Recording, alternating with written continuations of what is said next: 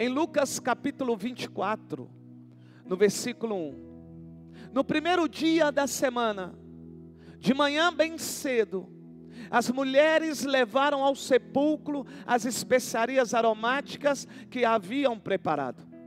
Encontraram removida a pedra do sepulcro, mas quando entraram, Lucas 24, mas quando entraram, não encontraram o corpo do Senhor Jesus. Ficaram perplexas, sem saber o que fazer. De repente, 2 homens com roupas que brilhavam como a luz do sol, colocaram-se ao lado delas. Amedrontadas, as mulheres baixaram o rosto para o chão, e os homens lhe disseram: por que vocês estão procurando entre os mortos aquele que vive? Ele não está aqui, ressuscitou. Lembre-se do que ele disse quando ainda estava com vocês na Galileia. É necessário que o Filho do Homem seja entregue nas mãos de homens pecadores, seja crucificado e ressuscite no terceiro dia. Nesse dia tão especial para nós, amados, eu quero pregar sobre morte e ressurreição. Mas antes eu quero falar para vocês o que significa a Páscoa. A Páscoa significa a libertação do povo de Israel da escravidão do Egito. A Páscoa também é a morte e a ressurreição do nosso Senhor. A Páscoa também é chamada de Êxodo, saindo para fora. A Bíblia diz em Êxodo que o Senhor libertou o povo da escravidão de 430 anos.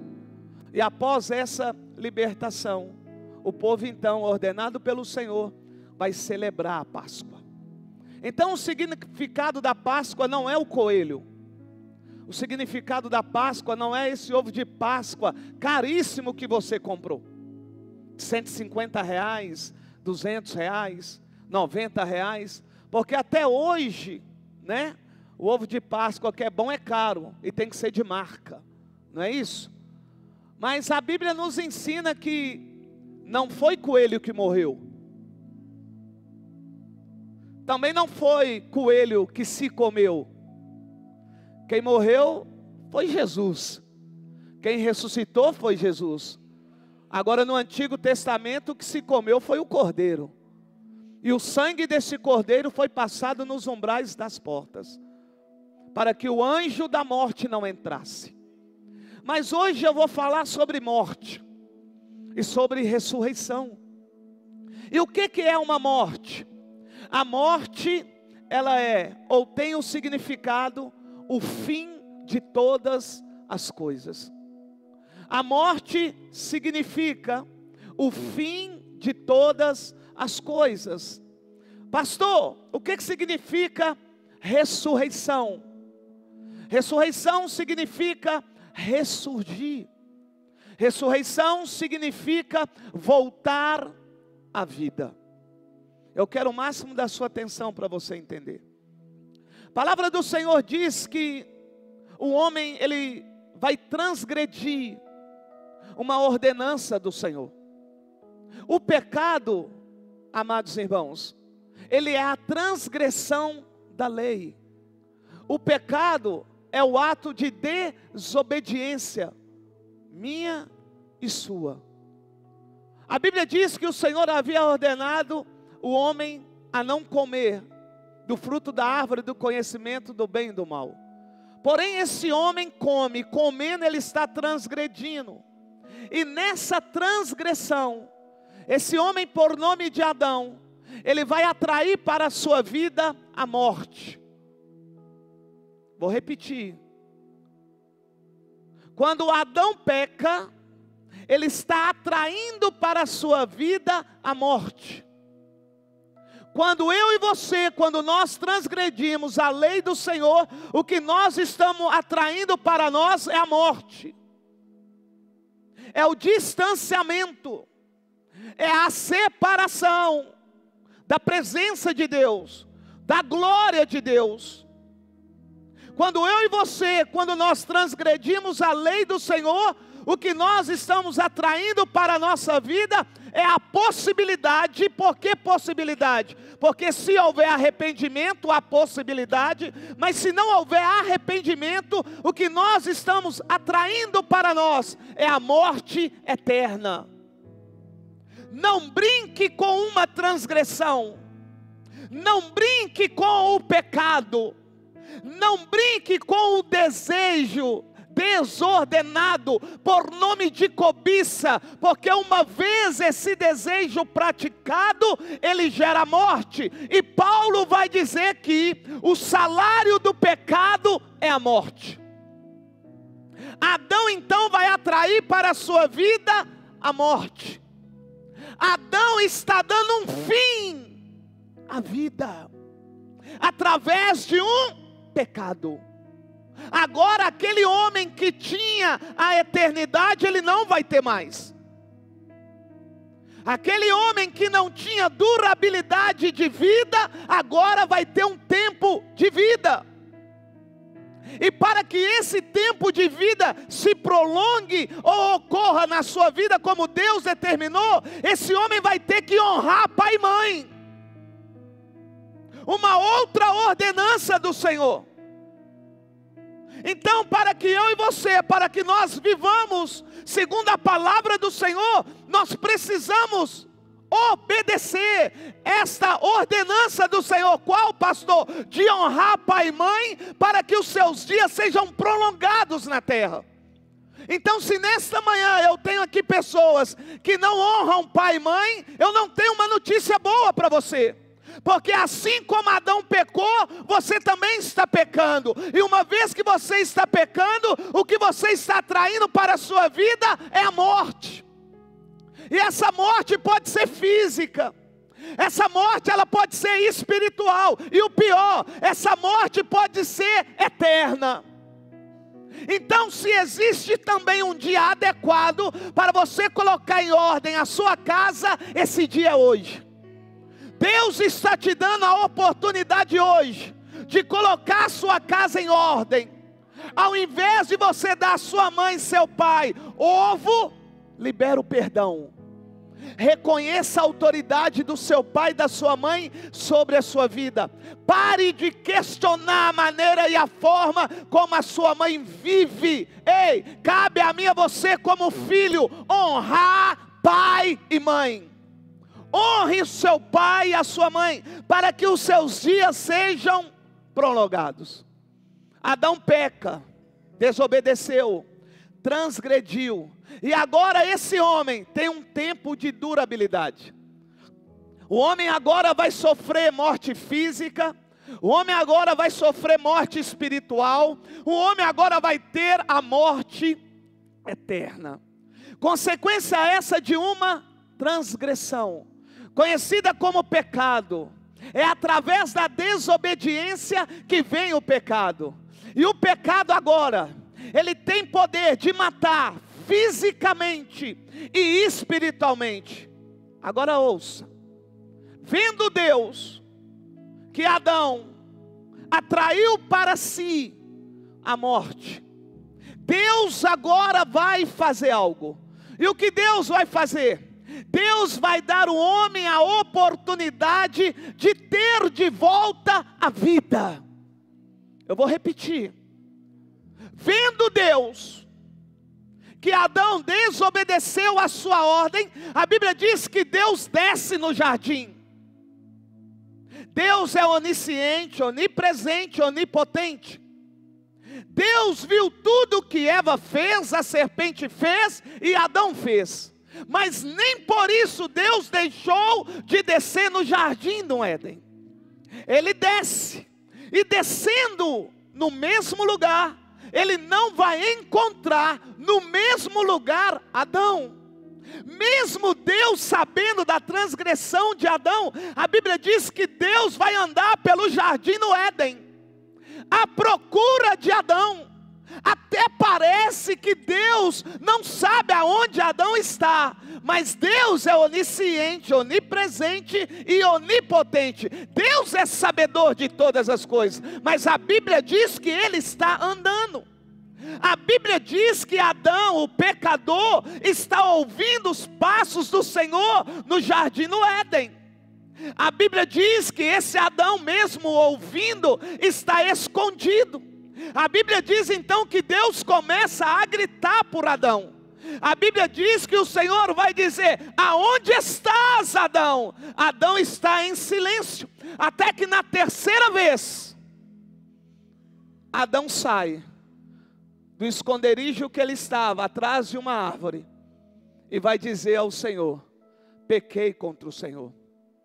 Nesse mesmo jardim, aquilo que nunca havia ocorrido vai ocorrer. Pastor, o que nunca havia ocorrido? A morte de um animal. Deus vai matar um animal para fazer vestimentas novas para Adão. Quando Deus mata esse animal, Ele já está mostrando aquilo que Ele vai fazer lá na frente. Vou repetir. Quando Deus mata esse animal no Éden e faz novas vestes para Adão que pecou, Deus está tipificando, mostrando aquilo que será feito para toda a humanidade. Mas a pergunta a se fazer é: por que Deus está dando ao homem pecador essa oportunidade de ter a vida de volta? Se o homem desobedeceu, se o homem transgrediu, se o homem pecou, mesmo ele sabendo que não poderia comer, ele comeu. Talvez também você sim nesta manhã. Sabia que não poderia fazer e fez. Sabia que não poderia ir e foi. Mas o Senhor é sabedor de todas as coisas. E como Ele deu a Adão, Ele está dando a mim e a você nesta manhã a oportunidade de ter de volta a vida. E não apenas a vida, a presença de Deus. Ei, Deus está te dando uma grande oportunidade hoje. Embora ontem você tenha pecado, embora hoje pela manhã você tenha transgredido, o Senhor nosso Deus está dando a mim e a você, como Ele deu a Adão, a oportunidade de reconhecer que erramos, confessando o nosso pecado, para receber do Senhor de novo a vida. Não perca essa oportunidade nessa manhã. Não perca essa oportunidade. Você que distanciou do Senhor, você que acha que o Senhor não te ama mais, isso é uma mentira. Porque a Bíblia diz que Deus é amor. Se Deus é amor, Ele jamais deixará de amar. E por Ele ser amor, e por Ele amar a sua criação, Ele vai dar à sua criação a oportunidade de ter de volta a vida. Tudo isso por amor. Deus vai dar ao homem a oportunidade de ter a vida de volta, através de um único meio. Ouça isso. Não é Allan Kardec, não é Buda, não é Papa, não é pai de santo nem mãe de santo, não é santa nenhuma e nem santo nenhum. O único que é mediador entre Deus e os homens é Jesus Cristo. O único meio de ter a vida de volta não é ir lá em Aparecida do Norte agora e adorar aquela estátua que é maior do que a do Cristo Redentor. Não é ir em Nossa Senhora de Fátima. Não é ir em Santo Expedito, Benedito, Santo Casamenteiro. Não, não. Só existe um mediador entre nós e o nosso Deus, e o nome dele é único, é Jesus Cristo. Ele diz: eu sou o caminho, a verdade e a vida. Ninguém vem ao Pai senão por mim. Não é Maria, não é Pedro, não é o pastor Luiz, não é a Fátima, é Jesus. É Jesus. Se você não aceitar isso, não tem como você ter de volta a vida. Pastor, mas eu atraí a morte. A Bíblia diz que todos pecaram e destituídos estão da glória de Deus. Adão peca, e pecando, a humanidade agora nasce com uma natureza pecaminosa. Eu estou querendo dizer para você que Deus todos os dias está nos dando a oportunidade de ter a vida, só reconhecendo Ele como o único Senhor e Salvador da sua vida. Continuando, para ter a vida eterna de volta, uma vez que adquiriu a morte, é só através de Jesus. Não existe outro mediador entre Deus e os homens.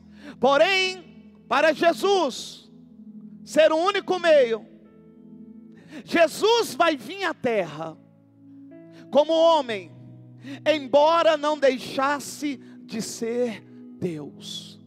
Jesus vem em carne, mas não deixa de ser Deus. Mas Ele fez algo para que Ele pudesse ser o único meio. A Bíblia vai dizer de mediador, a Bíblia vai dizer de ponte. E o que Ele fez? Filipenses 2,5 diz assim: seja a atitude de vocês a mesma de Cristo Jesus, que embora sendo Deus, não considerou ser igual a Deus, era algo o que devia apegar-se, mas esvaziou a si mesmo, vindo a ser servo, tornando-se semelhante aos homens, e sendo encontrado em forma humana, se esvaziou. O verbo se faz carne. E a Bíblia vai me dizer, está escrito, semelhante aos homens, e sendo encontrado em forma humana, humilhou a si mesmo, e foi obediente até a morte de cruz. Pedro vai dizer que ele foi tentado em todas as áreas como nós somos, e nele não foi encontrado pecado algum. Nada, nada. Eu estou dizendo para você, que Jesus como homem, não cedeu nenhuma tentação.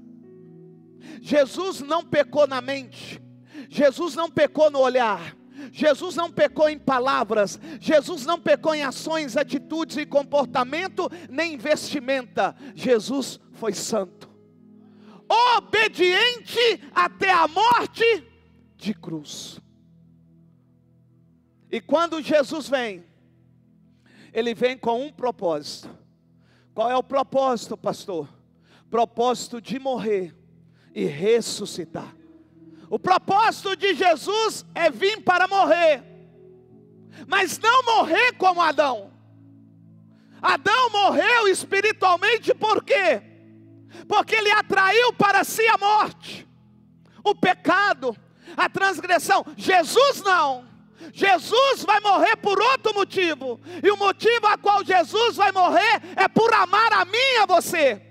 Eu vou repetir: a morte de Jesus não é porque Ele transgrediu, a morte de Jesus é porque Ele nos ama. Eu vou repetir de novo. Eu acho que você está pensando no ovo de Páscoa, eu acho que você está pensando no chocolate. Não, o que eu estou trazendo aqui para você, da vida eterna. Chocolate dá celulite e gordura. Agora Jesus não, Ele dá vida eterna. Jesus dá vida eterna. Jesus liberta, Jesus cura, e Jesus sara, e Jesus transforma a vida. Agora chocolate vai fazer você ter diabetes, vai fazer você amanhã querer dar 50 voltas no rodão para acabar com 500 calorias de um quadradinho de chocolate. Jesus não. Jesus não. Jesus veio para salvar os que estavam perdidos. João vai dizer: está entre vós o Cordeiro de Deus, que tira o pecado do mundo. Está entre vós o Cordeiro de Deus, que tira o pecado do mundo. Falou celulite? Falou gordura? Falou banha? O pecado do mundo. Porém, a maneira como Jesus vai morrer é diferente de Adão. Adão vai morrer porque trouxe para si a morte através do pecado, a desobediência, que a transgressão da lei trouxe para o homem a morte. Ouça isso. Todas as vezes que você transgride a lei do Senhor, e você não reconhece que errou, não confessa que pecou, e você não muda, o que você atraiu sobre a sua vida é a morte. Todas as vezes que você peca e acha comum o que você está fazendo, o Senhor está nos ensinando nessa manhã, o que você está atraindo sobre a sua vida é a morte, não é a vida. Para atrair a vida, você tem que parar de pecar. Para atrair a vida, o pecado tem que ser algo involuntário, nada programado. Acontece porque a Bíblia diz que não há um justo sequer na face dessa terra. Todos nós somos pecadores e transgressores, carecemos da glória de Deus, mas cabe a mim e a você reconhecermos que erramos e confessar diante do Senhor o nosso pecado e a nossa transgressão. Paulo vai dizer que o salário do pecado é a morte, mas o dom gratuito de Deus é a vida eterna. Porém, quando Jesus morre sem ter pecado. Jesus morre sem ter desobedecido a Deus, sem ter transgredido a lei de Deus. Jesus vai dizer: eu não vim abolir a lei, eu vim cumprir. E Ele cumpriu. E por Ele morrer sem ter cometido nenhum pecado, Jesus, vai ressuscitar.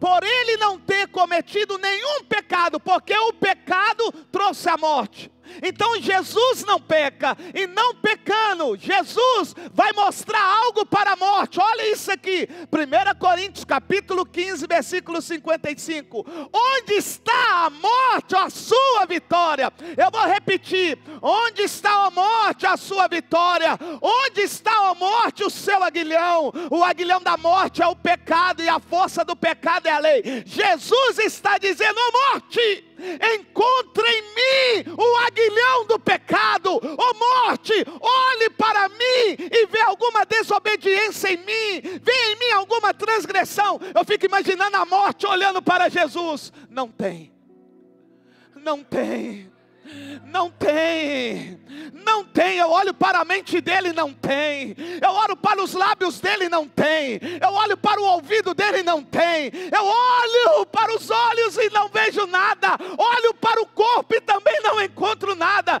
E Jesus está falando: aonde está a morte, a tua vitória? Meu Deus do céu, você tem noção disso?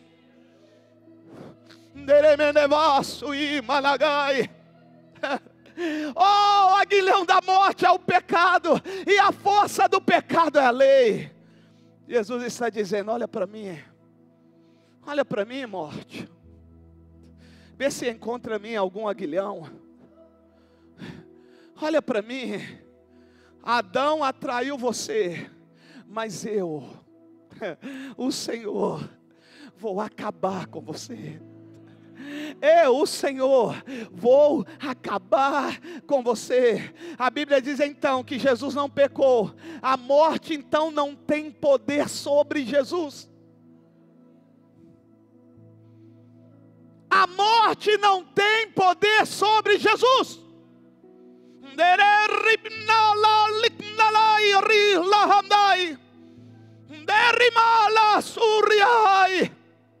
É por isso que o anjo vai dizer àquelas mulheres: porque vocês procuram dentre os mortos aquele que vive. Ele não está aqui. Não lembram daquilo que ele falou, que ele iria morrer, mas iria ressuscitar. Ele está querendo dizer: a morte não tinha poder para parar Jesus Cristo. E eu tenho pessoas aqui que têm medo da morte. Eu tenho pessoas aqui que têm medo de morrer. A palavra do Senhor diz que ainda que nós estejamos mortos, crendo no Senhor Jesus, ressuscitaremos. Tenha medo da morte não, meu lindo. Maior que a morte é aquele que nós servimos, é aquele que nós carregamos, que é Jesus Cristo e o Espírito Santo de Deus. Jesus então vai voltar à vida. Ele morre, entrega-se o seu espírito ao Senhor. Ele morre, e a Bíblia diz que no terceiro dia ele ressuscita. Jesus vai voltar à vida. E quando Jesus volta à vida, Jesus está dizendo para a morte que ela não tem mais poder como tinha anteriormente. O poder da morte agora é limitado. O poder da morte agora é restrito. A morte só tem poder sobre aqueles que não reconhecem Jesus como único Senhor.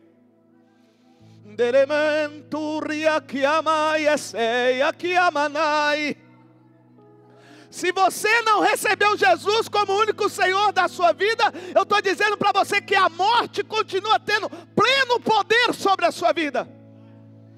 E não é uma morte apenas física, temporária, é uma morte eterna.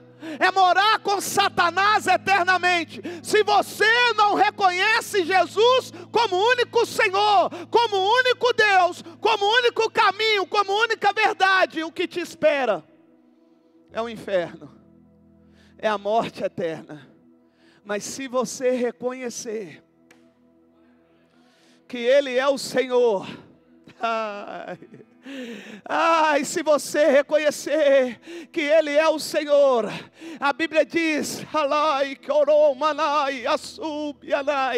que quando eu reconheço como Senhor, eu passo a ser filho, herdeiro e co-herdeiro. Há em mim agora o sangue do Cordeiro, e quando o anjo da morte vem, ele olha para mim e não vê a mim, ele vê Jesus e o sangue de Jesus que me purifica de todo o pecado.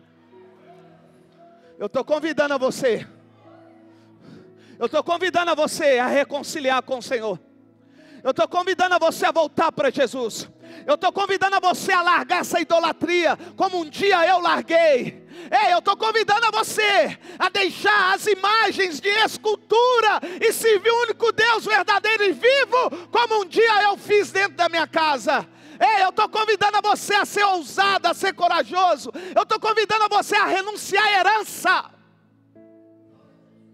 Eu estou convidando a você a renunciar à patente. Porque não é qualquer filho único, homem, que renuncia patente de um pai que é juiz, de um pai que vai deixar herança para servir o único Deus verdadeiro. Não é qualquer um. E eu posso falar, eu renunciei o Deus do meu pai, que era ateu, então ele nem tinha Deus, porque para ele Tiradentes era como Jesus, Jesus era como Tiradentes. Eu renunciei a minha mãe, o Deus da minha mãe, Maria.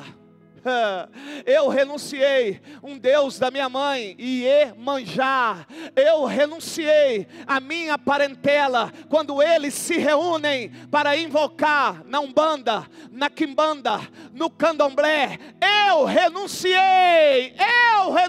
Por quê? Porque um dia eu ouvi a palavra. Um dia como hoje, Deus me deu a oportunidade de conhecer essa mulher linda, maravilhosa, a sua família, para que eu pudesse ouvir a palavra, e ouvindo a palavra, arrepender, confessar os meus pecados e recebê-lo como único Senhor e Salvador da minha vida. Deus está te dando a oportunidade. Deus está te dando uma oportunidade, como Ele me deu, como Ele deu a Adão quando fez vestes novas para Adão. E tudo isso, sabe por quê? Porque Jesus ama. Tudo isso, sabe por quê? Porque Jesus ama. E Ele passou o que passou, porque Ele ama e vai continuar amando. Ouça, a morte só terá pleno poder sobre aqueles que não reconhecem Jesus como único Senhor. Talvez nesta manhã você possa estar perguntando: mas pastor, por que então nós celebramos a Páscoa? Porque a Páscoa traz à memória o amor de Deus com a sua criação. Eu trago a memória nessa manhã, não é o chocolate, não é o coelho, não é a Cacau Show. Eu trago nessa memória também, não é a garota. eu trago na minha memória o que Jesus fez por mim. E o que Ele fez por mim foi por amor a mim. Não por aquilo que eu sou, por aquilo que eu ia ser, não, foi por amor. Porque sem Ele nada seremos. Se somos alguma coisa é porque Ele nos amou e deu a mim e a você a oportunidade de sermos aquilo que Ele gostaria que nós sejamos. Foi por amor. Porque a Páscoa nos traz à memória o amor de Deus com a sua criação. Porque foi por amor que Deus perdoou Adão, dando ele novas vestes.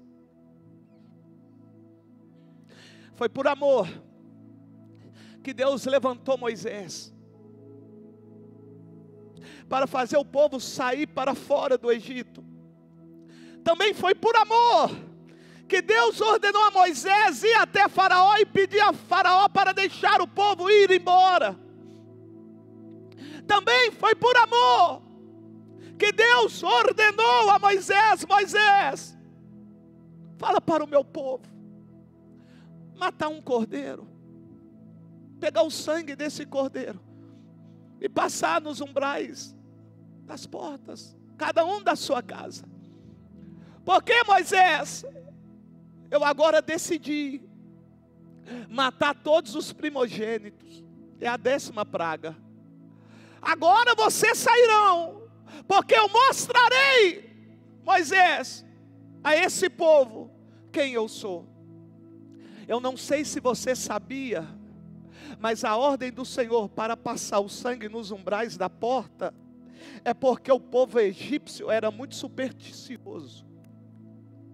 E nos umbrais da porta da casa dos egípcios havia escrito nome de deuses, como se fosse um patuá, como se fosse uma simpatia, como se fosse um amuleto, como se fosse algo protetor. Então, quando o Senhor dá a ordem para Moisés, e Moisés orienta o povo, para o povo pegar o sangue do cordeiro, o Senhor já está dizendo para todos os deuses, e para todas as pessoas, que só existe um único Deus verdadeiro. Ei, nada é à toa, tudo tem um propósito, e o propósito único é Deus ser glorificado. Então aqueles que acreditaram no Senhor, agora vão pegar o sangue do cordeiro e vão passar nos umbrais da porta. A 0 hora, o anjo da morte vem. E quando o anjo da morte vem e olha para aquela porta e não vê o sangue do cordeiro, ele abre a porta e entra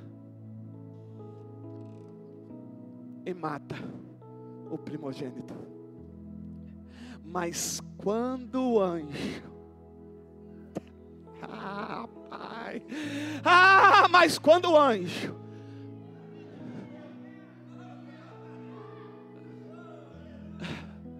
Mas quando o anjo da morte vem, com aquela força, e olha para o umbral da porta, e vê o sangue do cordeiro, ele não passa pela porta, ele passa por cima da porta. Porque quem tem o sangue do cordeiro não é vencido pela morte. Quem tem o sangue do cordeiro não recebe dentro da sua casa o anjo da morte. Quem tem o sangue do cordeiro nos umbrais da porta, o anjo da morte tem que passar por cima. Ei, eu estou aqui para dizer a você nessa manhã: se você não tiver o sangue do cordeiro, o anjo da morte pode passar a qualquer hora e te levar. Para que a morte não tenha mais o poder sobre a sua vida, no umbral da porta tem que ter o sangue do cordeiro. Coração, coração, perto está a palavra. Com a tua boca você confessa, com o coração você crê para a justiça. É no coração. Está lá. A Bíblia diz que milhares de primogênitos morreram, porque não acreditaram que o Senhor ia fazer o que fez. Muitos não estão acreditando que Jesus vai voltar e que Ele vai fazer aquilo que Ele prometeu. Querido, vou dizer um linguajar de vocês: não pague para ver, não queira pagar para ver, porque aquilo que Ele prometeu, Ele irá fazer. Às 0 horas seria o fim de todos os primogênitos que no umbral da sua casa, na porta da sua casa, não tivesse passado o sangue do Cordeiro. Mas aqueles que tivessem o sangue nos umbrais, o anjo da morte passaria por cima. Também foi por amor que Deus enviou o seu único filho.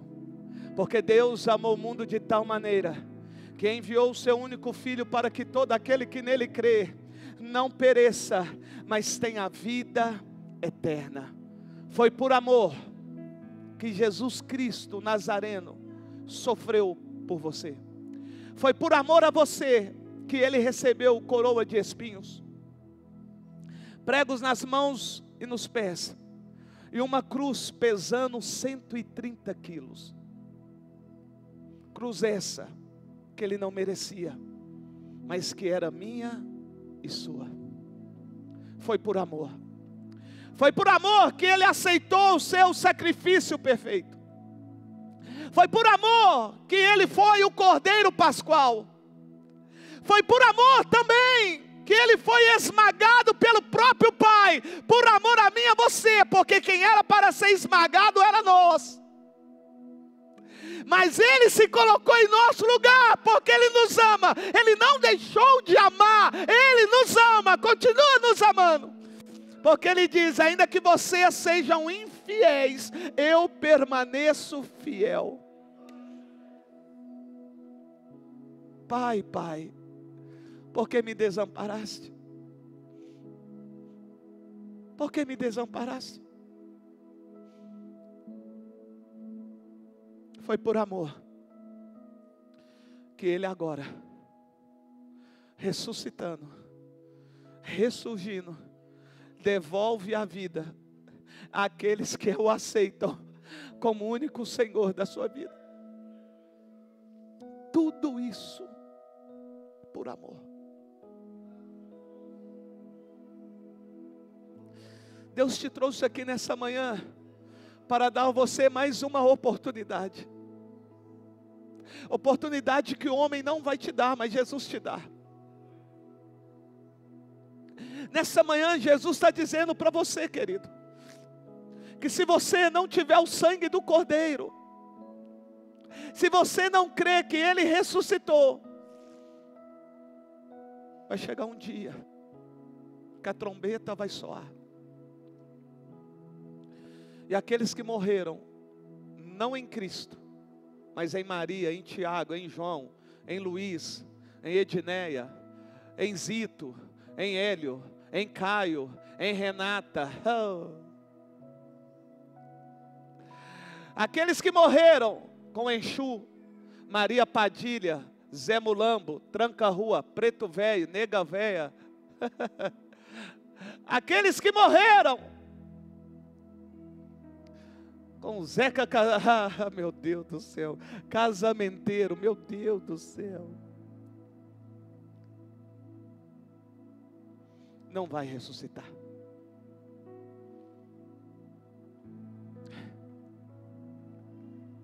A escolha está diante de vocês. Ontem você escolheu entre a garota e Cacau Show, entre o chocolate bom e o chocolate ruim, entre o chocolate caro e o chocolate barato. Hoje aqui não é chocolate, hoje é vida. É você quem escolhe a vida eterna ou a morte eterna.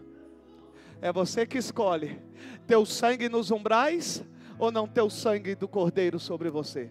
É você quem escolhe. E eu encerro lendo de novo o que eu li no início. Porque muitos criticam, né? Questão do dinheiro na igreja. Só que o ministério de Jesus foi mantido por mulheres. E é perceptível como que as mulheres contribuem mais do que os homens na igreja. Como? A Bíblia diz que esse grupo de mulheres empresárias mantinham Jesus e os discípulos. E dentre essas mulheres estava aquela que eles queriam matar ela com apedrejamento. Acusaram, pegaram no flagrante, como talvez pegou você, no flagra. Viu, reuniu pessoas, condenou. A Bíblia diz que essa mulher é levada até Jesus. Essa mulher é levada até Jesus. E Jesus vai dizer: quem não tem pecado, atire a primeira pedra. Foi saindo um por um, só ficando Jesus, porque é o único que não tinha pecado. E se Jesus não tinha pecado, como eu creio que ele não tinha, e é verdade, ele não tinha, ele poderia então ter apedrejado aquela mulher. Mas ele não fez. Ele diz: vai, mulher, e não peques mais. Jesus é morto, pega o corpo, coloca no sepulcro. Espera-se os dias. A Bíblia diz então que elas vão com especiarias. Chegando lá, ele não está lá. A Bíblia diz que elas começam a chorar, irmãos.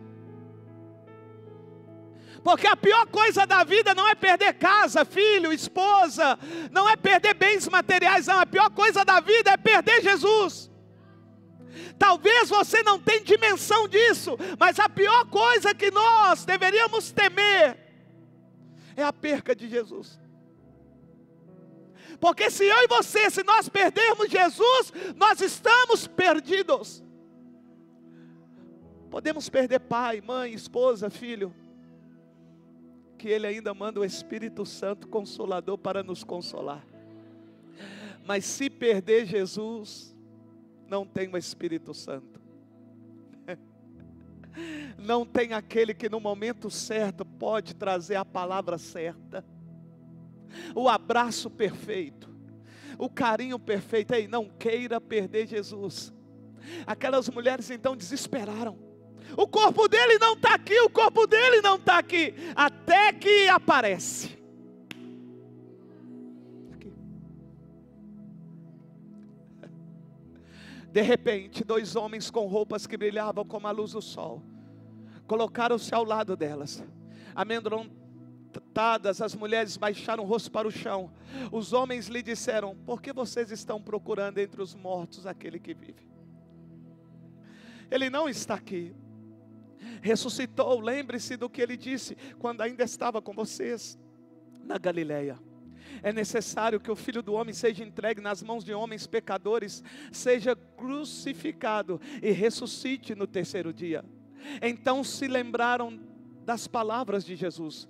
Quando voltaram do sepulcro, elas contaram todas essas coisas aos 11 e a todos os outros. As que contaram essas coisas aos apóstolos foram Maria Madalena, Joana e Maria, mãe de Tiago, e as outras que estavam com elas. Mas eles não acreditaram nas mulheres. As palavras delas lhe pareciam loucura. Parece loucura, irmão. Para muitos parece loucura nós estarmos aqui, adorando um Deus que nós não vemos, não conseguimos tocar fisicamente, mas acreditamos que Ele está no meio de nós. Parece loucura, irmãos, cantar cânticos a um Deus que nós não vemos, mas que sabemos que Ele está aqui. Parece loucura ajoelharmos e orar, ficar orando ali, sem ter ninguém presente. Parece loucura, parece que somos doidos mesmo. Mas eu digo que nós somos mesmo doidos por Jesus. Porque a fé é a certeza daquilo que nós não vemos, mas acreditamos que existe.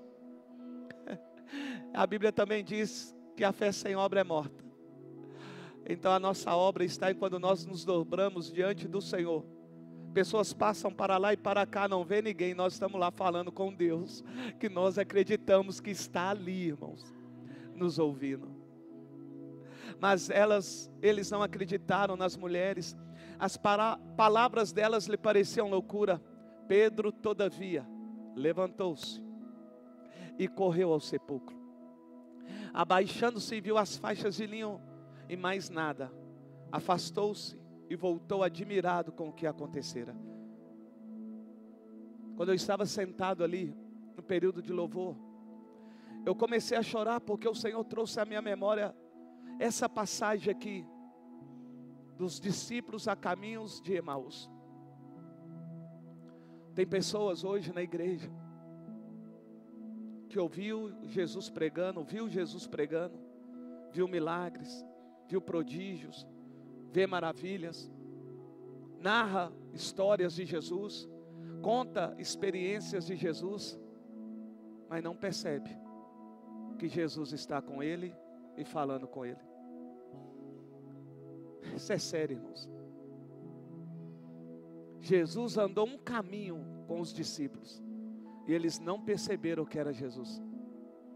Tem pessoas que já estão há 10, 20, 30 anos e até hoje não conseguem ter o discernimento de saber que Jesus está presente. Olha só, e eu termino. Naquele mesmo dia, 2 deles estavam indo para um povoado chamado Emaús, a 11 quilômetros. Eu corro 14, 13 quilômetros, já corri 32 quilômetros, saindo da minha casa, dando a volta na Pampulha e voltando. Esse dia eu gastei 3 horas e meia. Quando eu vou correndo, se eu estiver bem preparado, hoje, na minha idade, 50 anos, eu consigo fazer 14 quilômetros em 1 hora, 1 hora e 10 minutos. Aqui está falando de 15 quilômetros, 14, 13,5 quilômetros a 14 quilômetros, daqui até no Parque Ecológico e volta. É lá que eu vou segunda, quarta e sexta. Quando eu me sinto bem, eu vou até mais, vou até no zoológico do outro lado, pela Pampulha, e assim sucessivamente.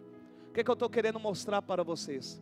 Que 15 quilômetros andando, você deve gastar aí 2 horas, mais ou menos, andando como você estivesse fazendo uma caminhada normal, ó. Porque se eu correndo 8, 10, na velocidade de 8 e 10, eu gasto 1 hora, 1 hora e 10, imagina então andando. Só que a Bíblia diz que eles estão andando e conversando, então o foco não é o mesmo, porque você está andando e está conversando. Tem hora que para, tem hora que prossegue. Então são 15 quilômetros. Imaginemos então 2 horas e meia, eles ali comentando sobre o ocorrido. Olha só. No caminho conversavam a respeito de tudo o que havia acontecido. São muitos na igreja. Vai sair daqui hoje.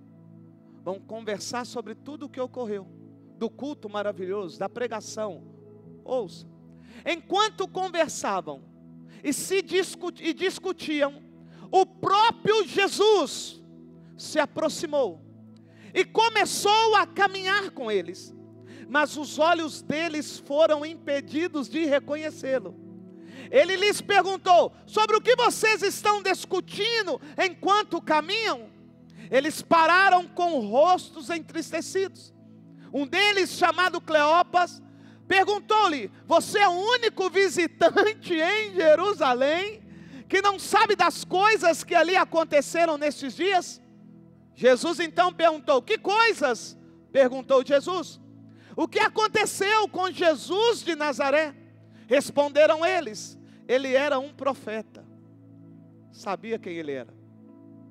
Poderoso em palavras e em obras diante de Deus e de todo o povo. Os chefes dos sacerdotes e as nossas autoridades o entregaram para ser condenado à morte e o crucificaram. E nós esperávamos que era ele que ia trazer a redenção a Israel. E hoje é o 3º dia desde que tudo isso aconteceu. Algumas das mulheres entre nós nos deram um susto hoje.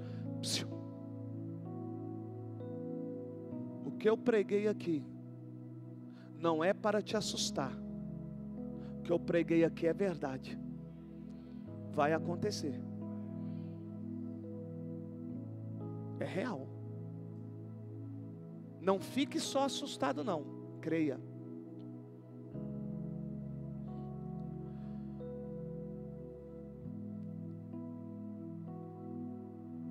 Onde eu parei? Obrigado. Algumas das mulheres entre nós deram um susto hoje. Foram de manhã bem cedo ao sepulcro e não acharam o corpo dele. Voltaram e nos contaram ter tido uma visão de anjos que disseram que ele está vivo. Alguns dos nossos companheiros foram ao sepulcro e encontraram tudo exatamente como as mulheres tinham dito, mas não o viram. Ele lhes disse: como vocês custam a entender e como demoram a crer em tudo o que os profetas falaram. Pastores estão pregando, ministros de louvores estão cantando a palavra e muitos ainda demoram a crer, irmãos. Temos hoje a internet, temos hoje aí o Google, temos aí o Instagram, temos aí o Facebook, e mesmo assim as pessoas demoram a acreditar, demoram a entender. Olha o que ele está dizendo. Oh meu Deus. Ele diz: como vocês custam a entender, como demoram a crer em tudo o que os profetas falaram? Não devia o Cristo sofrer estas coisas para entrar na sua glória? E começando por Moisés e todos os profetas, explicou-lhes o que constava a respeito dele em todas as escrituras. Ao se aproximarem do povoado para o qual estavam indo, Jesus fez como que quem ia mais adiante. Mas eles insistiram muito com ele: fique conosco, pois a noite já vem, o dia já está quase findando. Então ele entrou para ficar com eles. O convite aqui é feito para um homem. Para eles Jesus era apenas mais um. Eles então vão convidar Jesus. Glorificado seja o nome do Senhor, por eles ter convidado este homem naquele momento para eles, para entrarem dentro de suas casas. Fizeram o convite, e o argumento é: está findando o dia. Eles estão querendo dizer: é perigoso, fica aqui com a gente. Olha só, mas eles insistiram muito com ele: fique conosco, pois a noite já vem, o dia já está quase findando. Então ele entrou para casa para ficar com eles. Quando estava à mesa com eles, tomou o pão.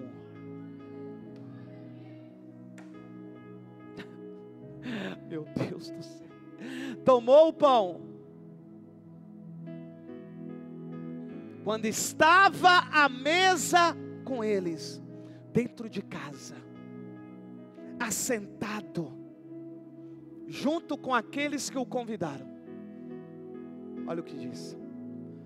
Oi Deus. Quando estava à mesa com eles, tomou o pão, deu graça, partiu e o deu a eles. Então os olhos deles foram abertos e o reconheceram, e ele desapareceu da vista deles. Perguntaram-se um ao outro: não estava queimando o nosso coração enquanto ele nos falava no caminho e nos expunha as escrituras? Eles sentiam,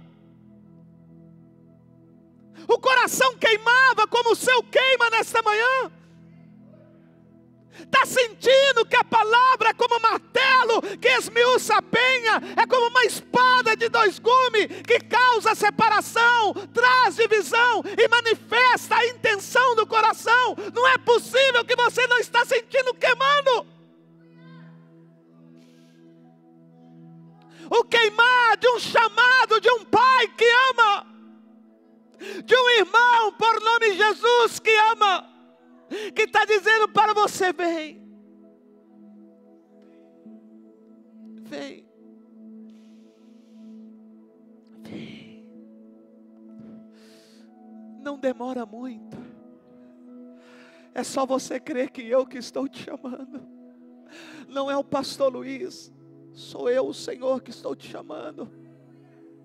Não estava queimando em nosso coração enquanto ele nos falava no caminho e nos expunha as escrituras. Levantaram-se e voltaram imediatamente para Jerusalém. E ali eles encontraram os 11, os que estavam com eles reunidos, que diziam: é verdade, o Senhor ressuscitou. e apareceu a Simão. Louvado seja o nome do Senhor.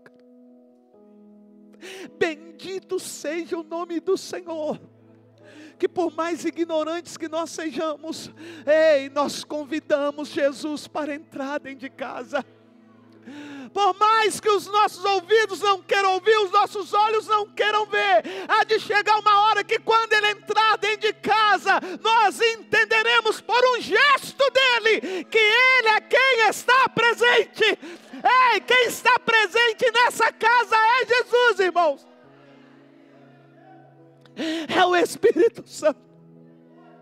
Quem está presente nessa casa é aquele que um dia morreu por amor a mim e a você.